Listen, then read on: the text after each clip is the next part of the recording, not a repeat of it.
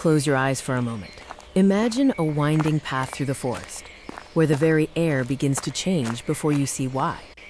Near the amazing woolly waterfalls in the Volta region of Ghana, a sweet scent like toasted caramel often floats gently through the trees. This is the unmistakable aroma of the Aidan fruit, known to botanists as Tetrapleura tetraptera, quite mouthful.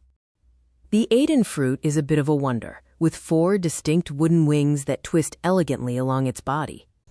In the West African kitchen, especially in Ghana, it is a staple, adding a deep and aromatic soul to the daily soup pot. Even the precious palm wine can be enriched by the pulp of the Aidan fruit, which provides a rich and earthy depth to the drink.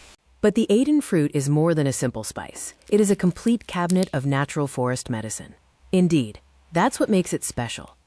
In traditional Ghanaian communities, the bark and the roots are frequently prepared as a tonic to restore strength after a long illness. It has long been used to address ailments such as arthritis, asthma, diabetes, epilepsy, and high blood pressure. It finds a place in the rituals of loss. It is believed to have the power to expel the lingering spirit of a deceased spouse.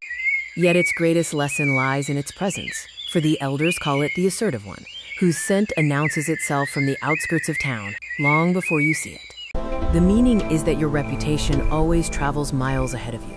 In small, tight-knit communities, a name can be a safe refuge or a shadow that follows your feet.